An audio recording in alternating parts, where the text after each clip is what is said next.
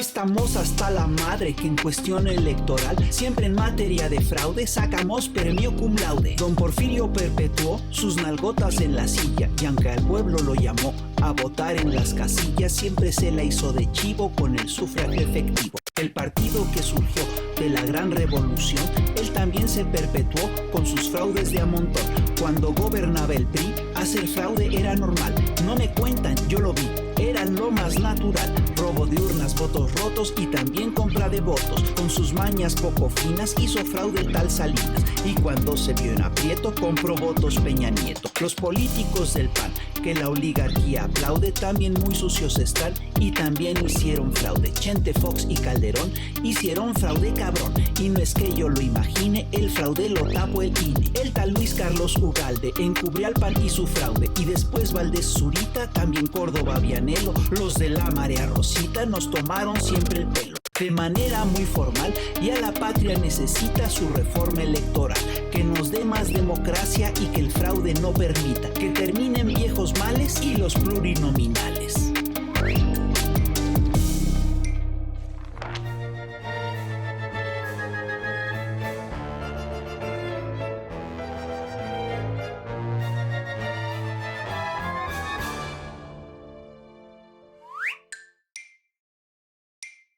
¿Qué tienes de la reforma electoral que sabes? Pues mira, nada más, es una lista de argumentos en contra de la reforma electoral que se filtró de la derecha. A ver, ¿qué Y dice? mira, se llama, ¿Son argumentos para la oposición? pues para oponerse a la defenderse, reforma electoral. Sí, exactamente. Se llama ¿qué Última dice? Llamada por la Democracia. Alerta nacional. Dictadura electoral. Dice que Morena y el gobierno federal han activado una nueva comisión presidencial para la reforma electoral encabezada por Pablo Gómez, una figura ideológica sin neutralidad ni perfil técnico. El objetivo es controlar las reglas del juego. Oye, pues qué barbaridad. ¿Y ahora qué vamos a hacer? O sea, Pablo Gómez es una figura ideológica, sin neutralidad ni perfil técnico. Eso es inaceptable, ¿eh? Eso es inaceptable. ¿Qué hacemos? ¿Qué hacemos? Vamos a invitarlo. Gran idea, gran idea. Ya llegó, aquí está, míralo. Aquí está. ¡Vámonos! No llegué a chamuquear. Una figura ideológica, bienvenido. Bienvenido. Gracias por la invitación. ¿Cómo estás? Al contrario, pásale a lo barrio. Adelante, adelante. Por favor. Ya, por favor. Ya te la sabes. Bienvenido al Averno. Entonces eres una figura ideológica sin neutralidad ni perfil técnico. ¿Quién sabe qué cosa será ser una figura ideológica?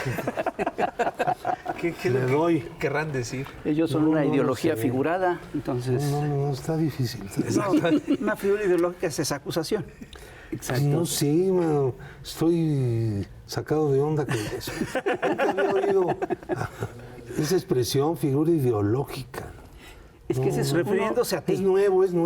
Sí. No, es muy viejo. Uno de los argumentos para descalificar de la derecha siempre es la ideología. Exactamente. Esa es una descalificación, la ideología para ellos. Pero ¿cómo puede ser si ellos tienen una ideología de derecha? Obviamente, claro. y además presumen de la misma, ¿no? Y se me hace que no tiene la menor idea de lo que significa ideología. Bueno, Oye, Pablo, pues bienvenido a Chamuco TV. Ya habíamos platicado hace pues, un par de años, viniste a hablar de la reforma electoral, de la iniciativa de reforma electoral que se presentó, sí. que el presidente López Obrador presentó en ese momento. La oposición de derecha estaba segurísima de que no se iba a lograr la mayoría en la elección del 2024, pero pues se quedaron con un palmo de narices. Así es. Me encanta esa expresión, un Así palmo es. de narices. La situación ahora es pues muy distinta. Los partidos de la 4T tienen mayoría y viene ahora esta nueva propuesta de reforma electoral. ¿Qué tan distinta es de la anterior y en qué situación estamos? Bueno, creo que el motivo de una nueva reforma electoral sigue siendo el mismo, es decir, el país ha cambiado mucho. Claro. Los grandes medios no lo quieren reflejar o les cuesta mucho trabajo para reflejar esto. Pero en la vida cotidiana, en la vida real, vamos a llamarle así, La realidad. se sienten los cambios, se sienten que ya estamos viendo una situación en la cual el pueblo pues asumió la determinación de tratar de cambiarlo todo, ¿no? Ahora, estos cambios que han venido dándose en México en los últimos 6, 7 años, son cambios que apenas empiezan desde el punto de vista de un programa ambicioso como fue el que originalmente se planteó en el año de 2018, ¿no? Y que existía como programa desde muchos años antes. Uno de las grandes discusiones que ha habido pues es el sistema político y sobre todo la representación del pueblo y la conducta o la forma de comportamiento de los políticos, el debate público, el financiamiento de partidos y campañas, en todas las cosas que tienen que ver con el ejercicio de las libertades políticas, que es la base de todo sistema que se presume de ser democrático, ¿no? Entonces, estos grandes cambios que ha habido en México, pues contrastan con la falta de cambios en un sistema envejecido, en un sistema electoral envejecido, que ya tiene 40 años en sus partes básicas, que son las que están defendiendo, y pues entonces hay que hacer un gran debate, porque toda transformación parte de la crítica. Sin crítica es muy difícil proponer algo que sea realmente nuevo. Entonces lo que no se ha querido de parte de las corrientes conservadoras del país es entrar al terreno crítico del sistema político, del sistema que hicieron. Pues sí, ¿cómo quieres que entren? Pero ¿cómo quieres que ellos entren a la crítica del sistema que ellos hicieron? De hecho, todo el argumentario que traen tiene que ver con las lógicas implantadas por aquel viejo régimen. Por ejemplo, dicen, ¿cómo Pablo Gómez se atreve a decir que hay que revisar el tema de las plurinominales? Sí, él llegó al Congreso, él fue plurinominal, siendo diputado plurinominal. ¿Pero es el mismo país el que teníamos en aquel entonces que el que tenemos ahora? Esa es la verdad. Es que no se parece mucho, ¿no? Sí, pues es la verdad. Los cambios son muy grandes. Radicales. Entonces, las nuevas generaciones de repente les cuesta un poco de trabajo entenderlo porque no alcanzan a entenderse cómo era México en los años 60, 70 del siglo XX. Ahora, pero miren, el punto es que la copia del sistema alemán de representación no fue un sistema proporcional, fue un sistema de 300 distritos uninominales, un diputado o diputada por cada distrito y 100 que se repartían entre los partidos minoritarios. Entonces la mayoría siempre tenía 300 o casi 300, lo cual así fue estadísticamente. Y la oposición en su conjunto, que iba, digamos, desde el PAN hasta el Partido Comunista, pasando por los sinarquistas. Porque una cosa muy importante de aquella reforma fue abrirse a nuevos partidos, porque el gobierno no admitía partidos nuevos. Bueno, entonces, un partido de Estado. Tenía, pero esos eran viejos, sí. O sea, el PAN, el PPS y el PARM eran 3 partidos paraestatales que al gobierno le hacían el juego muy bonito. Claro. Entonces, cuando entran unos nuevos que plantean una actitud opositora, también se abre la televisión.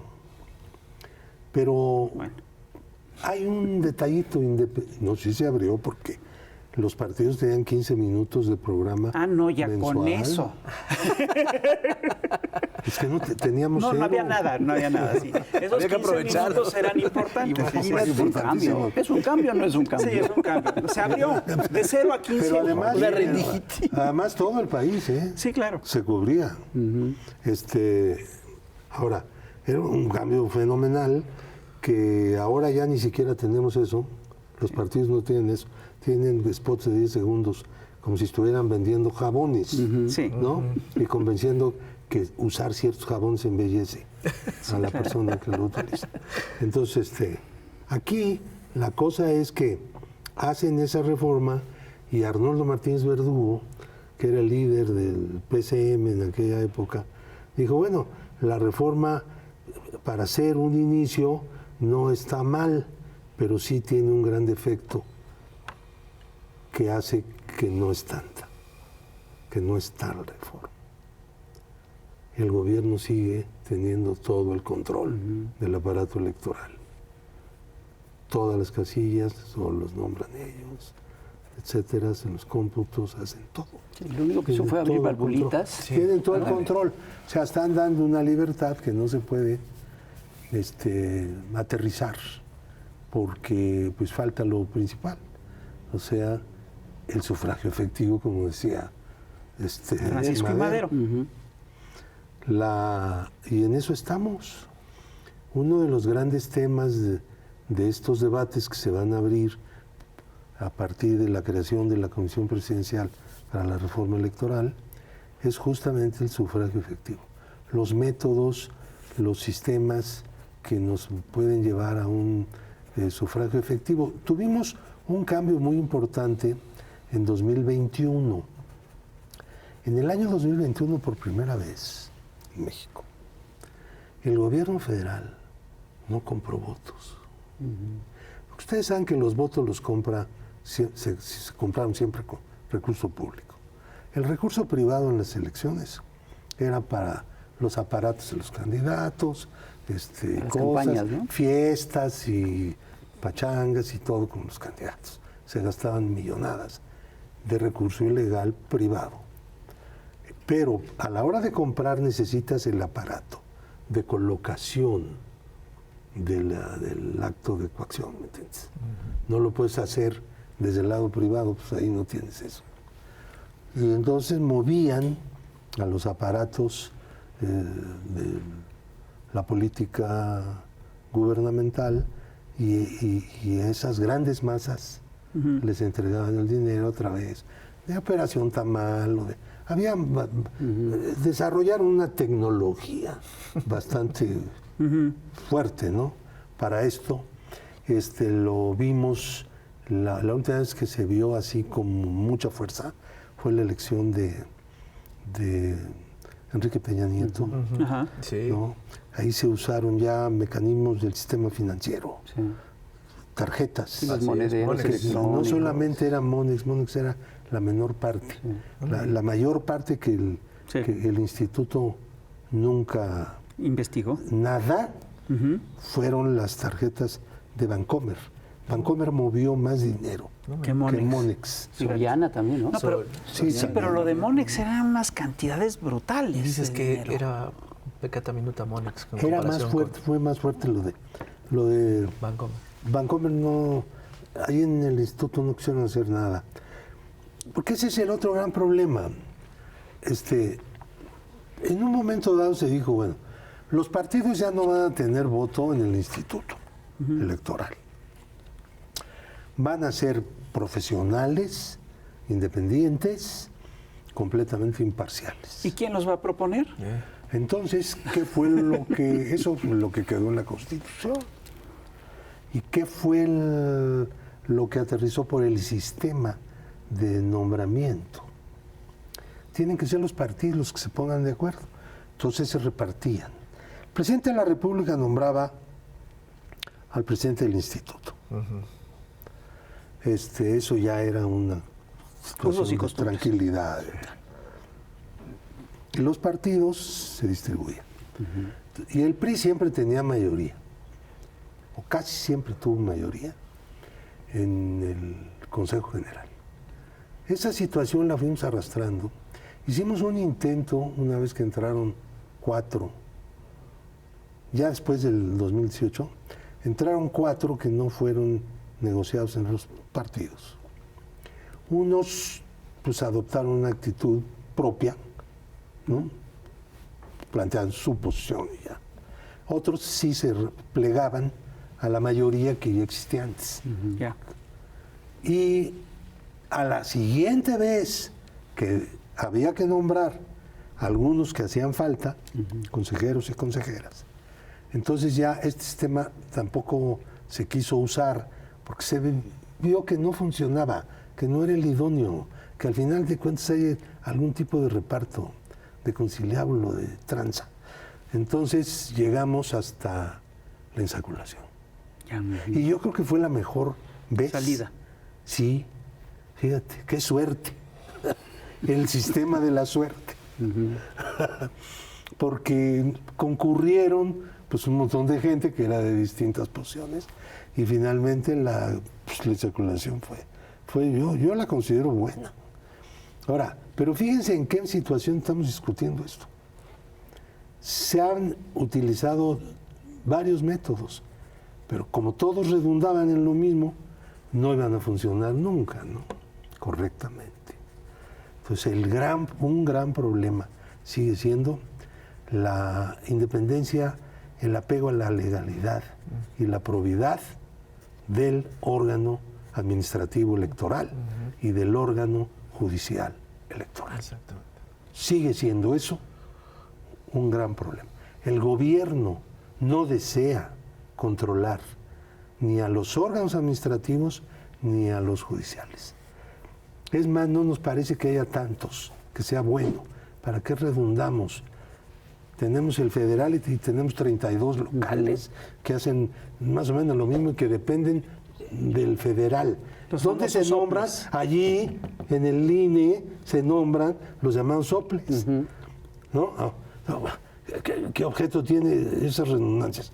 Es un gastadero de dinero. Es una burocracia muy grande y que 30,000, realmente muy lo que cara. hace es retrasar los procesos, ¿es correcto? Con 30,000 plazas podemos ser un ejército Pues sí. en este país. Pues es momento de ir al primer corte de estación, no sin antes ver a Cintia Bolio, la Chamuca. Y regresamos. Muy bien.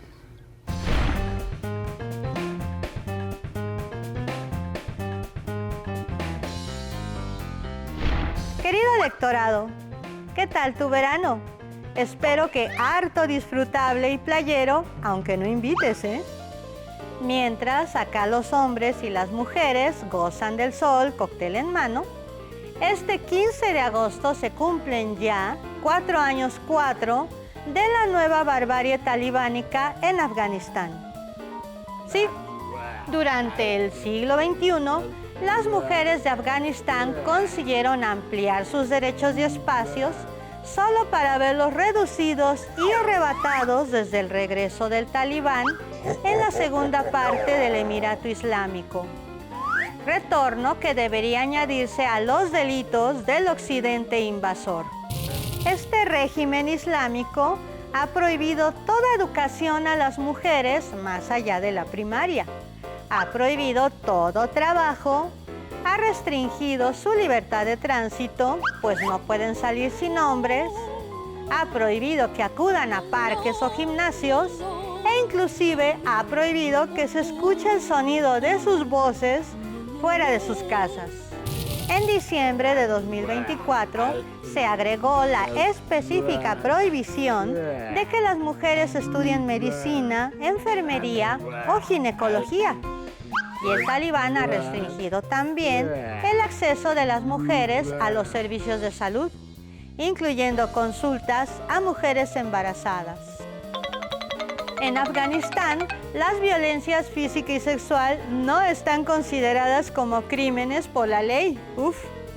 Y circulan en las redes sociales videos realizados por valientes jóvenes que denuncian la opresión, los feminicidios y las flagelaciones en los espacios públicos. Las consecuencias de estos decretazos son terribles. Aumento de la pobreza, del analfabetismo, aumento del mal llamado matrimonio infantil, brechas del 70% entre mujeres y hombres, y además el virtual arresto domiciliario está generando una crisis de salud mental con el aumento de suicidios.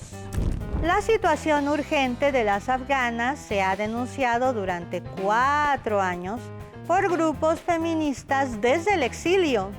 Y la Oficina de Derechos Humanos de la ONU está alertando sobre el impune #FemiGenocidio de las mujeres afganas como castigo colectivo a un grupo nacional en razón de su sexo. El mundo se ha visto obligado, tras años de horror, a mirar a Palestina, pues la indiferencia es complicidad, querido electorado. Y el caso de la deshumanización de las mujeres de Afganistán por el misógino talibán nos está llamando, a ti y a mí, a apoyarlas decididamente. Chaito.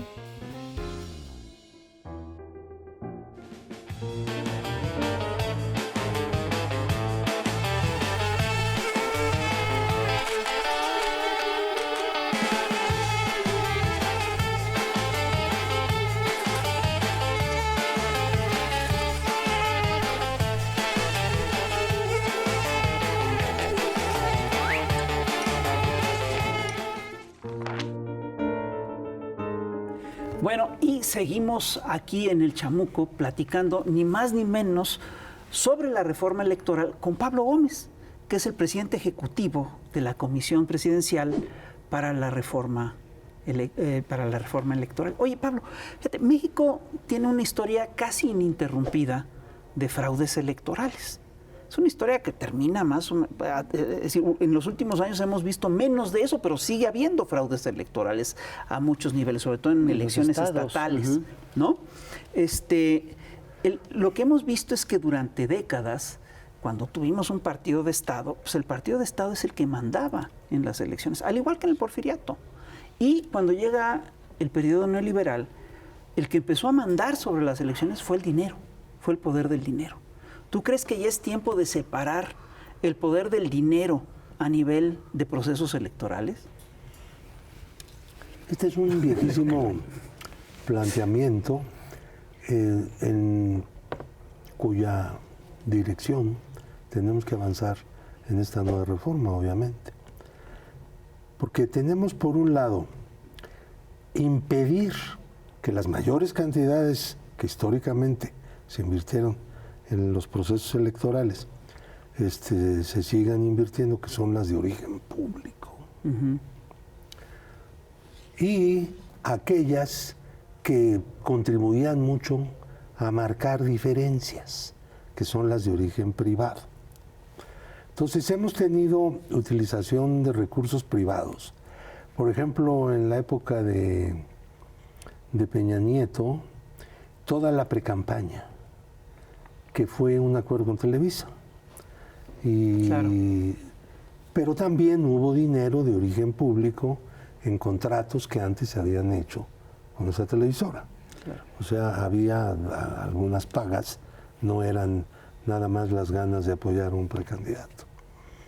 Entonces, es la combinación entonces de la acción pública con la acción privada, que es normalmente la más fuerte. Amigos de Fox fue una de esas. El otro esquema Pemex de puro Gate. Público es Pemex Gate. Estoy poniendo cosas conocidas para que vean cómo no se trata de un sistema, sino se trata de múltiples sistemas y formas. Uno de los grandes problemas del instituto siempre ha sido la fiscalización. Supuestamente la fiscalización es un sistema muy bueno, muy tecnificado, pero muy malo en la práctica, porque no alcanza a ver muchas cosas. Y está diseñado para que, por los tiempos y los movimientos, para que sea enredado. Entonces, hay que dar ahora un paso en el que el pueblo debe asumir ciertas funciones de vigilancia. Okay. Eso es a lo que tenemos que llegar. Porque la autoridad, por más buena onda que sea, que no es de esas de las que hemos tenido, pero digamos, hablando de un futuro, sí, pues va a tener de todas maneras complicaciones y bronca. En cambio, si hacemos estructuras en las cuales la propia gente tenga la posibilidad de dar a conocer lo que está ocurriendo, eso sería, además de una medida para poder perseguir el financiamiento ilícito, algo para poder prevenirlo, para que quien lo pueda hacer sienta que millones de ojos lo están viendo, ¿no? Así que cuidado. Tenemos que irnos por ahí. Oye, Pablo, hay una declaración que llamó mucho la atención de parte de Ricardo Monreal, que dice que definirá reforma electoral el Congreso, no la comisión de Pablo Gómez.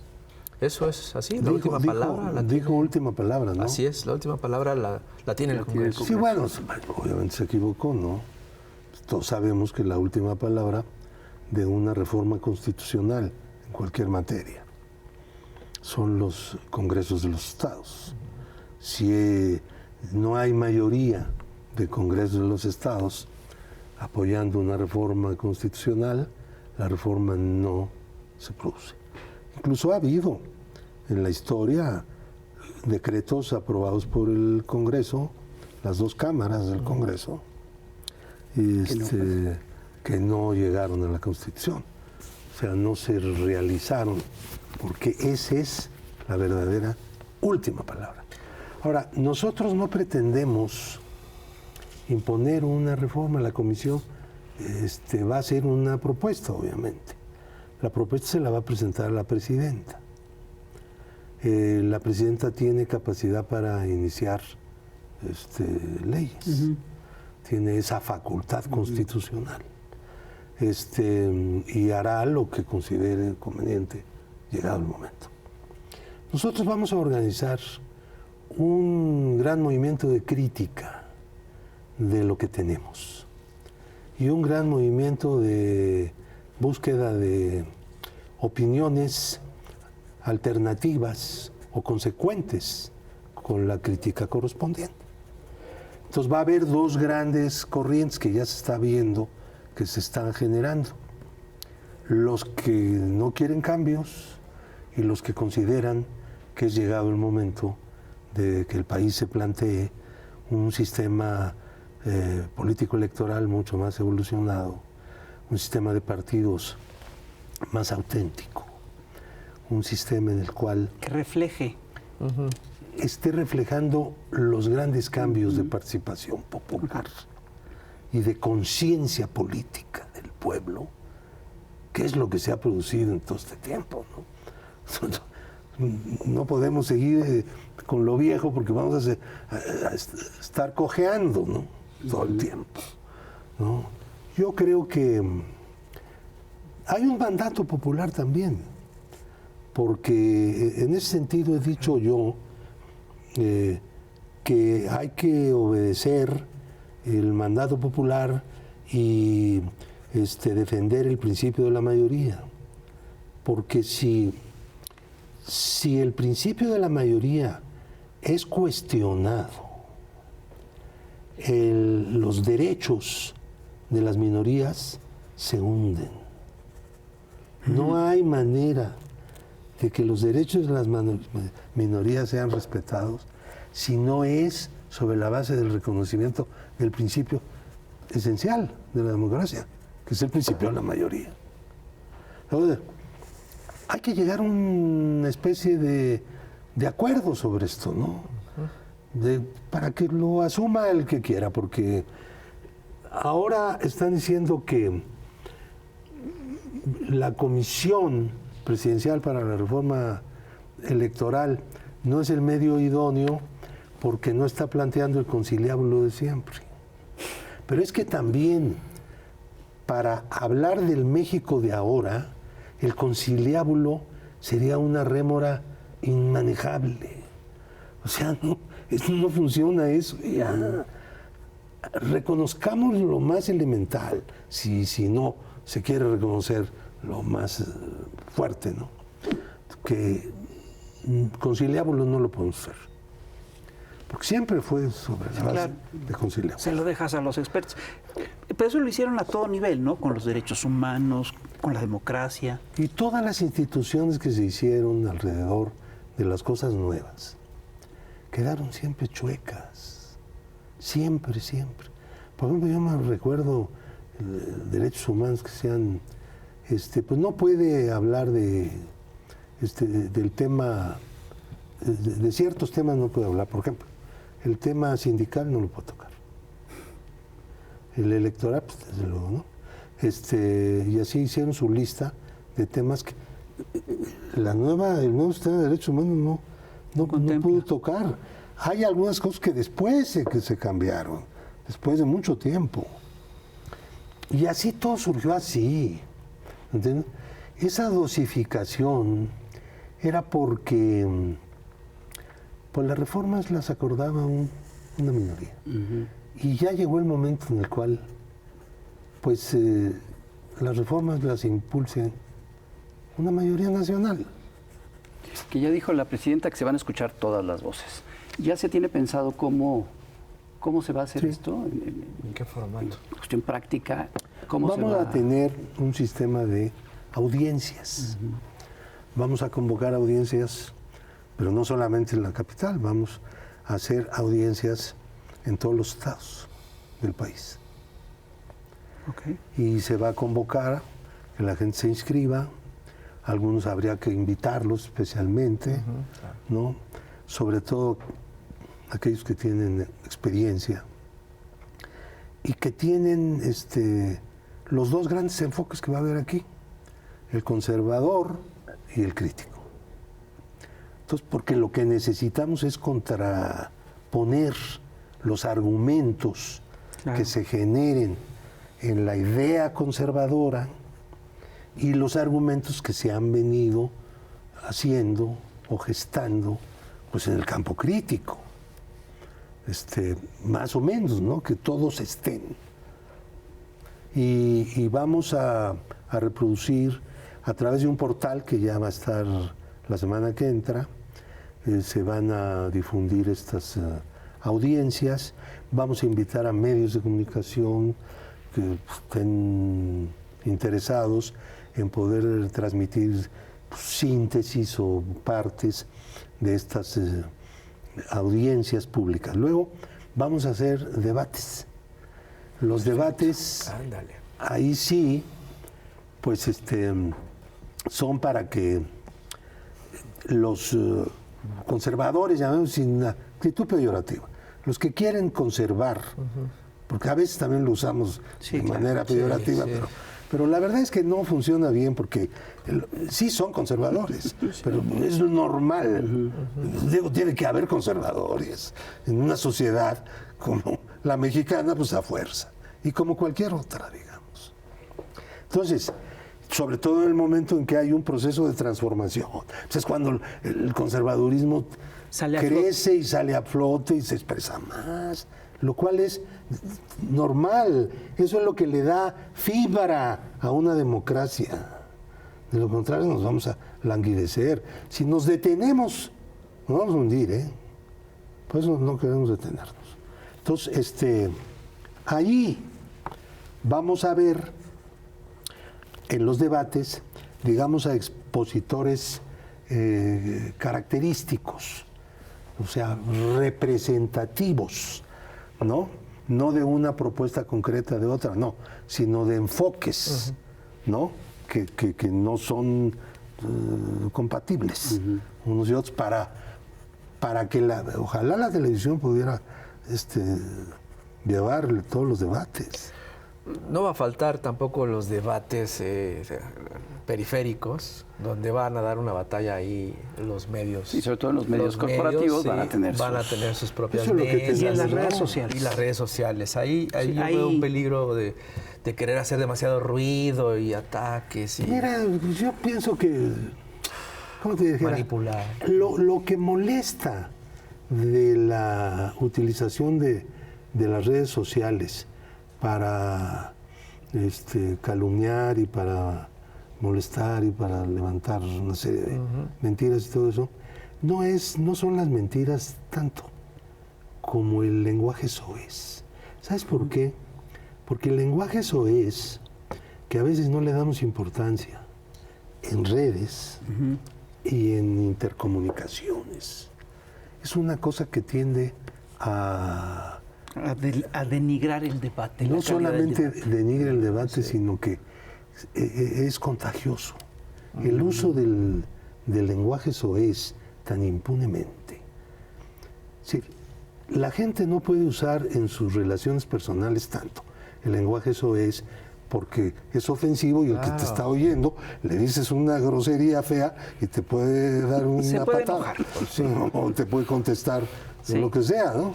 Sí, ya no hay diálogo. Pero ya hay un Exacto, conflicto. sí, ya. Pero en las redes no. En las redes sociales tú le puedes estar diciendo las peores leperadas a quien sea y el quien sea no te va a contestar. Es más, ni se va a dar cuenta, porque el uso del lenguaje soez no es para molestar a ciertas personas, sino para que degradar. otros Para degradar. denigrarlos, ¿no? A mí esto del fenómeno del uso del lenguaje soez sí me está interesando mucho, porque la mentira y la alteración de la verdad tiene muchas formas de poder aclararse. El gobierno anterior y el gobierno de Claudia Sheinbaum pues, han encontrado formas de estar continuamente. Ya hasta le llaman a esa sección de la mañana detector, ¿no? Detector de mentiras, sí. Mentiras. Entonces, y hay manera de estar contrarrestando.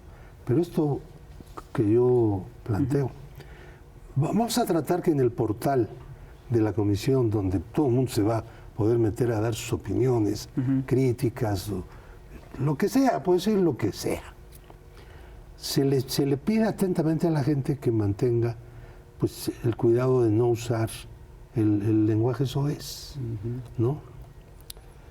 A ver si acepta. Si escribes un ensayo sobre el lenguaje soez, te propongo un título. ¿El lenguaje soez es o no es? Ay. Ya llegamos a la hora de los chistes. Vamos a otro corte de estación y regresamos. No se vayan, por favor. Es un bonito título, ya no se lo puso puedes negar. chistoso. Eso no es.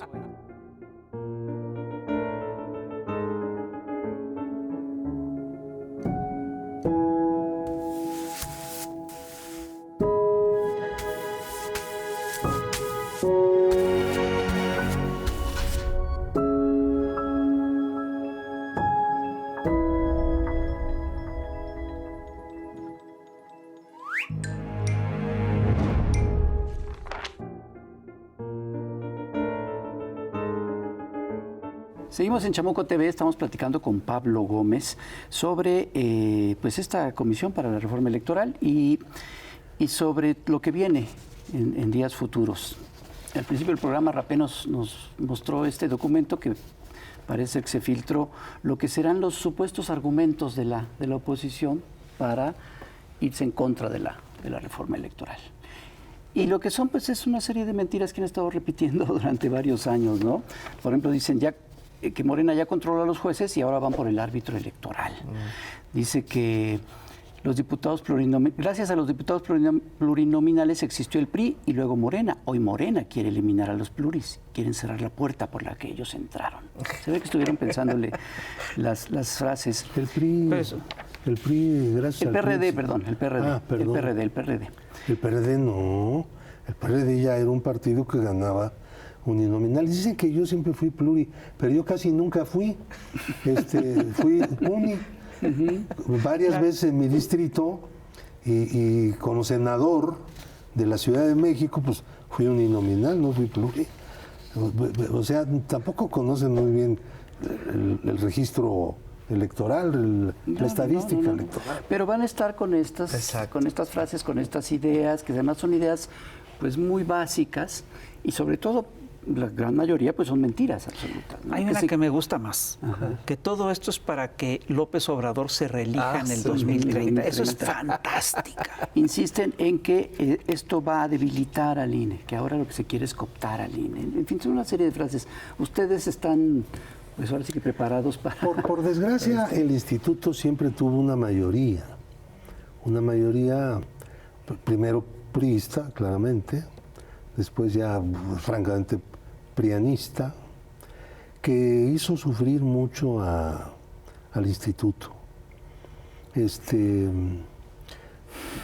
Incluso llegaron a inventar normas que no eran congruentes con las leyes y sin embargo las aprobaban en el Consejo General y ser, digamos, tapadera de una serie de actividades ilícitas de políticos y de partidos políticos.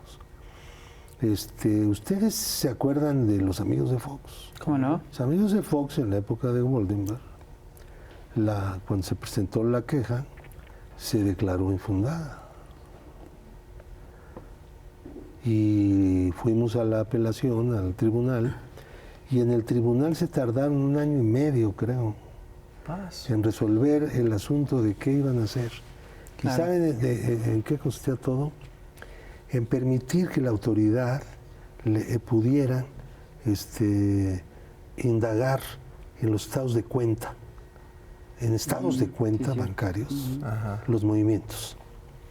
Y yo presenté la parte penal de Amigos de Fox en la Procuraduría General de la República, en la Fiscalía, que nunca sirvió para casi nada, de delitos electorales, todavía existe.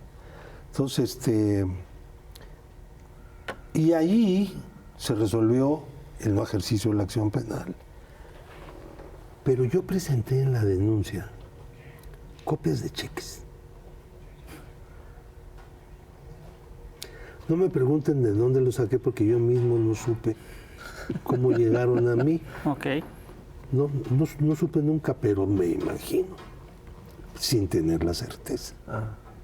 Porque no se atrevían, porque había un acuerdo entre los políticos. No se atrevían a presentar ellos las denuncias. Nosotros sí, porque éramos completamente distintos a ellos, ¿no? Entonces, pues los usamos, eran documentos, eso de tenerlos adentro de un cajón, sellados porque su procedencia era no definida, pues no hubiera sido bueno, ¿no? Porque tú le dices con eso al Ministerio Público, mira, yo tengo aquí este documento y yo te pido que tú verifiques ante en el origen del documento, o sea, el banco, la institución financiera, si es o no es, ¿no? Y eso lo puede hacer por la vía de un juez. Pues nunca llegamos al juez. El Ministerio Público declaró que no procedía esa, como tampoco la de Pemex Gate, en donde usaron otro método. Declararon que no había daño patrimonial contra Pemex e hicieron un nuevo daño patrimonial contra Pemex. Pues también en 2006, dar esa en 2006 cobertura. el IFE dijo, sí se hizo todo esto que está reclamando en ese momento el PRD, pero no se puede definir exactamente eso cómo afectó la elección. Entonces, como no se podía definir, pues se desechó. Exacto. Pero se aceptó que hubo todo, Sí, claro. todo eso. Y se aceptó que afectó. Que afectó, pero no se sabía, no se sabía cuánto, ni cómo, ni cuánto. Hubo Entonces, multas. Pues sí. Pero hasta ahí. Hubo multas, ¿sí? Para tapar el ojo. Es que ya era insostenible. El propio PAN estaba exigiendo que el asunto de Amigos de Fox que vamos a dictar allá la multa. Fueron 300 millones de pesos. En el caso de Pemex Gate fueron 1,000 millones de pesos. Debieron haber sido más. En el caso de Pemex Gate se resolvió sobre la base de 500, el doble de multa de acuerdo con la ley, cuando en realidad fueron 1,200 millones que le sacaron a Pemex. Pero esas multas las pagan los partidos con dinero de dónde? Pues del mismo gobierno. Exacto. Bueno, del Estado, de la hacienda del pública. erario, pues. Sí, claro. Que tampoco es del gobierno, pues son dinero de los contribuyentes, ¿no? Exacto. Pero a grandes rasgos, lo que estamos planteando, lo que se está planteando, lo que están planteando ustedes, es hacer un gran debate sobre la reforma electoral. Sobre la democracia. Sobre la democracia. Y para eso están convocando no solamente a los expertos, sino a los expertos, a población en general, a todos los posibles. O sea, democracia con pueblo. Ese es el planteamiento. Yo digo que por primera vez en estas materias Sí. debemos abrirnos a que cualquiera que tenga una crítica, cualquiera que tenga una propuesta, Sea escuchado. la pueda hacer pública. Y ya tenemos los mecanismos modernos de comunicación social. Vamos a hacer un gran portal en donde entre todo y donde se difunda todo, clasificando, ¿no? Para no hacer revoltillos que no pueden ser consultados. Vamos a hacer un método en el cual si tú quieres consultar, por ejemplo, un asunto de fiscalización, ves todas las propuestas, todas las críticas de ese tema. Y así, ¿me entiendes? Informática para la Sí, democracia. exactamente, para no hacer revoltillo. Luego vamos a hacer encuestas. Esas las vamos a hacer en octubre. Ok. Probablemente después tengamos que hacer otras para tratar de medir también cómo va el debate. Es necesario también informar a la opinión pública a través de estos estudios de encuestas cómo ha sido percibido el debate de esta reforma. Bueno, pero, a ver, lo que estamos viendo al final de cuentas también es que se hizo todo un sistema electoral que tenía reglas y tal, y que estaba hecho por un aparato político y económico que ya existía y que las hizo a su modo.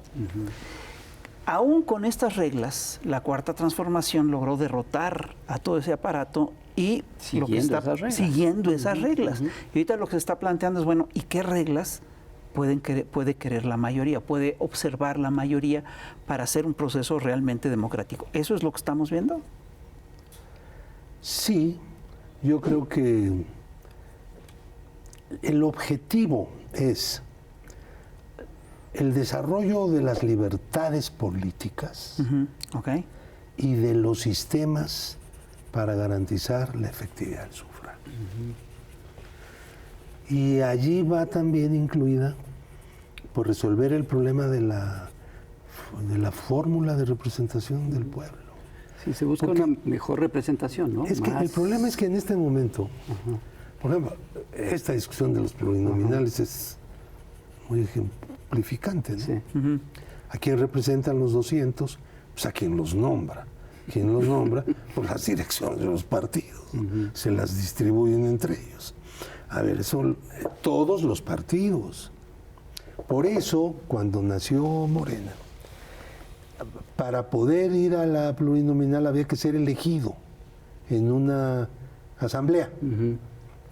Y ahí cada asambleísta nada más votaba por una mujer y por un hombre, de tal manera que no podía haber planillas, ¿no?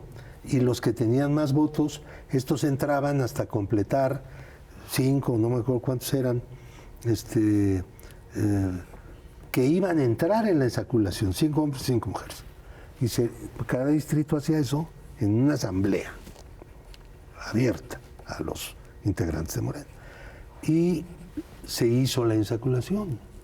Entonces llegaron a esa Cámara, yo estuve ahí, en la Cámara de 2018, que se instaló en 2018, un montón de plurinominales que habían salido ensaculados porque habían tenido algún nivel de apoyo en su distrito.